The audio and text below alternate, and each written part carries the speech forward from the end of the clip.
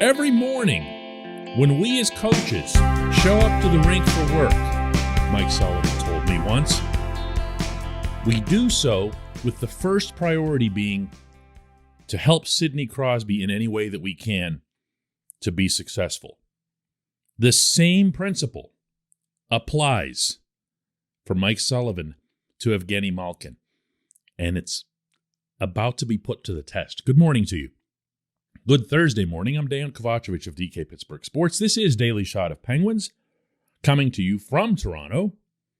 If you're into football and or baseball, I also offer up daily shots of Steelers and Pirates where you found this. It'll be Penguins versus Maple Leafs here tonight. Face-off is at 7:08 p.m. Extremely limited attendance because of Ontario regulations. Hopefully the last time we see that. Hopefully the last time we see it like ever. But the game itself should prove to be a good one. If you've been a regular listener here, you'll know that the game that I covered up here 2 months ago between these teams, I still mark down as the Penguins' most impressive victory of the season. The Leafs had gone on an outstanding 10-game run. They were scoring a ton of goals. And Tristan Jarry and the Penguins shut them down. It's not sufficient to say that they've won, or even to go back over the injury list at the time, all the players the Penguins were missing. They shut the Leafs down. They didn't let those guys breathe from the drop of the puck to the final horn. Not 1 inch. Hang on, I'm up here now. Not 1 centimeter was afforded to the home team. It was an exceptional exhibition of team-wide collective hockey by the Penguins that I honestly don't know has been matched either before or since.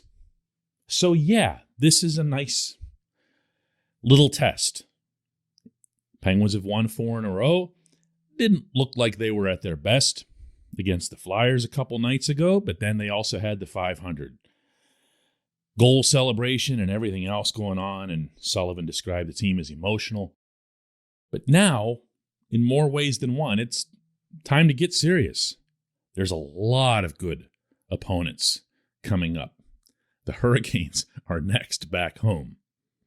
10 out of the next 13 are against opponents currently in playoff position. And I don't know if it was a glance ahead at that schedule that might have motivated Sullivan to mix up his second and third lines yesterday in Cranberry. I don't know if it was just that he didn't like what he saw in the Philadelphia game, but I do know that it was overdue. It's about time that Malkin is getting better wingers. This portion of Daily Shot of Penguins is brought to you by the good people at the Greater Pittsburgh Community Food Bank, where they're committed to providing food for all of our neighbors in need across Western Pennsylvania. They, in turn, need your help. Find out how $1 can be turned into 5 full meals. For those in need, visit pittsburghfoodbank.org. How many times have I pleaded on this show for Jeff Carter to move to Malkin's right wing? How many times and for how long? And no, of course, that wasn't before Malkin returned, although I might even have mentioned it back then as to what the lineup should look like when everyone was here. Well, it's not everyone. There are still some players missing, including Jason Zucker, who almost certainly is going to end up on Malkin's line, according to Sullivan. But there was nothing keeping this coach from moving Carter to that slot except for Kasperi Kapanen. And no, I'm not going to pile on Kapanen. I've made my stance here clear on that player and what needs to be done with him. Just need to trade him. just need to trade him. But he hasn't fit at all with Malkin. And other than the handful of games that those two played together where Malkin was able to spring Kapanen for rushes that he'd actually complete by continuing to rush forward instead of pulling up and pirouetting and everything else that he does that doesn't involve attacking the attacking zone. They've done nothing together, the two of them. Whereas if you know Carter's history, if you know Carter's background, you'll know that he's looked every bit as comfortable, arguably more so, at the wing position than at center in his long tenure in Los Angeles. And he's a straight up and down the wing kind of guy, rod hockey all the way. And he'll let it fly. That, my friends, is the prototypical Gino winger. That's exactly what you want. And the Penguins have had that all along. Of course it made sense that Carter was moved back to center. Of course the coaching staff should be grateful that he performed as well as he did when he was there and the Penguins were missing half of their centers. But that's over now. That's over now. And what should be the priority for this team is a top six that makes sense. Don't worry about spreading it around. Don't worry about scattering everybody. Solidify not just Sid's line, but also Gino's line. So what happened yesterday in Cranberry was that Gino was out there with Carter and Danton Heinen. And Heinen can do a reasonable replication of a top six winger. How's that for a kind of backward compliment?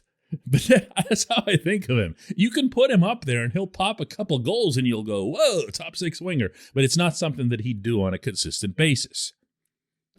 And if I had to replace Zucker for a period of time, Heinen's the guy that I'd look to. Brock McGinn did all right over there too. I can never say anything negative about McGinn. But McGinn also really, really showed well on the bottom six lines. Heinen can do this. Heinen's he's not pure rod hockey, but he goes up and down his wing and he shoots too. Here's what Carter himself had to say about this after practice yesterday. Yeah, I'm comfortable with both. I really don't have a preference, to be honest with you. I played a few games with Gino and things went well, so let's kind of have to ask Sully where he was going with that and whatnot. But as far as I'm concerned, I'm comfortable, and I think hopefully we can go out and kind of control the play tomorrow night and have a good one. Did you like that little? You'll have to go ask Sully about the actual decision line. Players are always uncomfortable when we ask them about switching lines because they're never going to say, this is awesome, this is great, this is just what I wanted, because it sounds like they're ripping on the people they were just with. So he handled that like a true veteran. Here is what Sullivan had to say. I just think with what we've had here over the last few games, we're not getting, in our estimation, enough sustained zone time that I think helps us create the balance that I just spoke about. And so we're trying some different combinations to try to generate that. The good news for us is we have some versatility in our lineup where we can move people from the wing to the center and vice versa in order to try to create some combinations that give us the balance that we're looking for. And so, we're going to explore a couple of different options. Nothing's etched in stone, but that's something that we're looking at right now. This is good. I'm looking forward to this. I really am. I'm looking forward to seeing how these two work together tonight. And while we're at it, how Heinen fits with the two of them. Gino and Carter make sense. This won't be the first time they've played together. There hasn't been much, but it's looked good whenever it's happened. Oh, by the way, you know who has been a good fit for Kapanen? Evan Rodriguez. Guess who else will be united tonight? When we come back, just one question.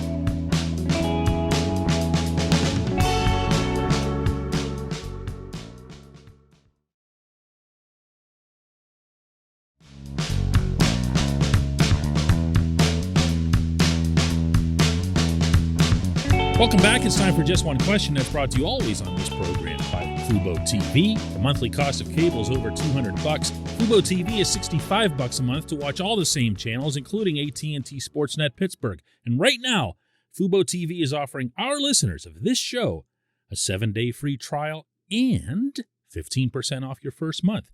Just go to FuboTV.com/DK. FuboTV.com/DK. And today's J1Q comes from John, who says, okay, DK, more than halfway through this NHL season, would you rather have Cody Ceci at $3.5 million or ... Here comes the list. Evan Rodriguez at $1 million, Dan Heinen at $1.1 million, Chad Ruhwedel at $750,000, Brian Boyle at $750,000.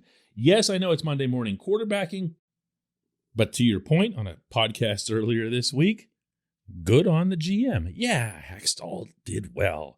Ron Hextall should be a candidate, to repeat from earlier in the week, which you're referencing, for NHL Executive of the Year.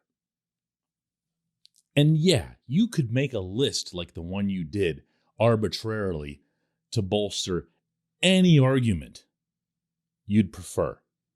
I could come back and say, well, would you rather have Cody Ceci or, I don't know, Kasperi Kapanen?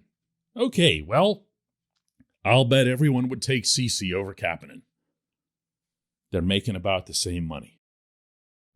But your point stands, and your point bolsters the approach that Hextall and Brian Burke very clearly now embraced.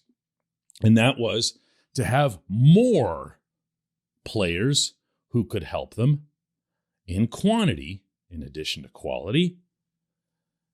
And to do that in an ongoing pandemic where you knew you were going to be missing players at an abnormal rate over the course of the season, where you knew your fifth line of forwards, your sixth line of forwards were going to have to become contributors. This has worked out well. And I'll even throw in the blue line because we haven't noticed the depth as much since this group of six has stayed healthy forever. Turn around and knock on something when I say something that's stupid out loud. But you get the point. They've been healthy. Chris Letang, Brian Dumoulin, Marcus Pettersson, John Marino, Mike Matheson, and CC's replacement, Chad Ruhwedel, by getting promoted up and doing really, really well. That's all been to the credit of Hextall and Burke. And I've given it. I have. I liked what I saw of CC last season. I felt like he'd have been a terrific fit for another year, including alongside the mercurial Matheson. But guess what? Ruhwedel's been even better. And the real decision, the real smart decision that went into this was Ruhwedel. Sullivan, I've heard, went to bat for Ruhwedel over the summer and said, listen, we respect this guy. Everyone in this organization respects this guy. We've seen the work that he's put in. We've seen the patience, the silence, the non-complaining in staying a seventh defenseman, sometimes for months at a time, and yet remaining effective when he's deployed. Well, he's been a lot better than that. Ruhwedel became, this year, at least formally, a top six starting NHL defenseman.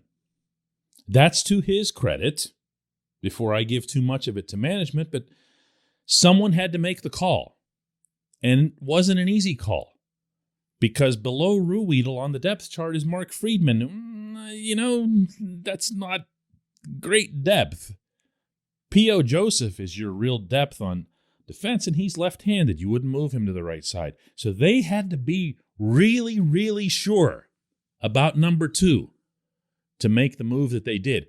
And from there, to take that money, meaning the CC money that he's getting from Edmonton, and to spread it out the way they did, in this year of all years. Yeah, that's really, really well done.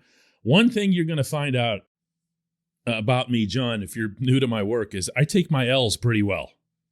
I don't hold stubborn to a stance. I don't worry if people go, oh, you were wrong. I couldn't care less.